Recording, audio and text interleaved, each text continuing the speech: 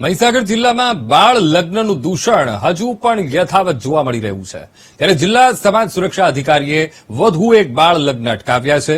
લુણાવાડાના મઠ પદેડી ગામે 15 વર્ષના દીકરાના લગ્ન કરાવવામાં આવી રહ્યા હતા, જે અંગે જિલ્લા સમાજ સુરક્ષા અધિકારીને માહિતી મળતા તાત્કાલિક પોલીસની ટીમ સાથે સ્થળ પર પહોંચ્યા હતા અને લગ્ન અટકાવ્યા હતા। આમ છેલ્લા એક મહિનામાં મહીસાગર જિલ્લામાં 5 થી વધુ બાળ લગ્ન અટકાવવામાં આવ્યા છે। અધિકારી દ્વારા પરિવારને યોગ્ય સમજણ આપી સગીર પુખ્ત વયનો ન થાય ત્યાં સુધી તેના લગ્ન ન કરવા માટેની બાંયધરી પત્ર પણ લખાવી લેવામાં આવ્યો હતો।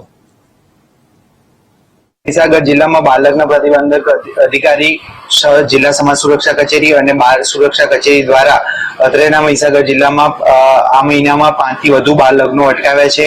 ઘણા બધા આંતરિયાળ વિસ્તારોમાં બાળ લગ્નો થતા હોય છે। રાત્રિ દરમિયાન પણ અમને કોલ દ્વારા પણ માહિતી મળતી હોય છે અને સ્થળ ઉપર જઈ અને અટકાવતા હોય છે। ઘણી વખત જાન આવી જાય છે અને એ સમય દરમિયાન પબ્લિક પણ વધારે હોય છે અને એ દરમિયાન અમે બાળ લગ્નો અટકાવતા હોય છે। 21મી સદીમાં હજુ પણ અમુક સમાજોમાં બાળ લગ્ન જેવા કુરિવાજો યથાવત છે અને એમાં પણ જો વાત કરું મહીસાગર જિલ્લાના લુણાવાડાની, તો જ્યાં અંતરિયાળ વિસ્તારો આવેલા છે કે જ્યાં શિક્ષણનું પ્રમાણ ઓછું છે અને આવકના સ્ત્રોત નહિવત છે એવા વિસ્તારોમાં હજુ પણ બાળ લગ્નો થઈ રહ્યા છે અને એમાં પણ જો એક મહિનાની અંદર 4 જેટલા બાળ લગ્નો રોકવામાં આવ્યા હોય તો એક વિચારવા જેવો પ્રશ્ન કહી શકાય કે અંદરખાને કેટલા બાળ લગ્નો થતા હશે। અને બાળ લગ્ન કરવું અને કરાવડાવવો એ કાયદાકીય ગુનો તો છે જ, પણ સાથે સાથે બાળકોના સ્વાસ્થ્ય, શિક્ષણ અને સંવર્ધન પર અસર ચોક્કસ પડતી હોય છે।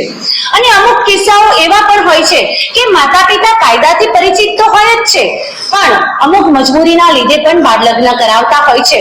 જેમ કે આપણે જોઈએ છીએ કે માતા પિતાને સંતાન એક કરતા વધારે હોય અને એક સંતાનનું જ્યારે લગ્ન કરવાનું હોય ત્યારે તે જ ખર્ચમાં બીજા સંતાનનું લગ્ન થઈ જાય એમ ઈચ્છીને પણ માતા પિતા બાળ લગ્ન કરાવતા હોય છે।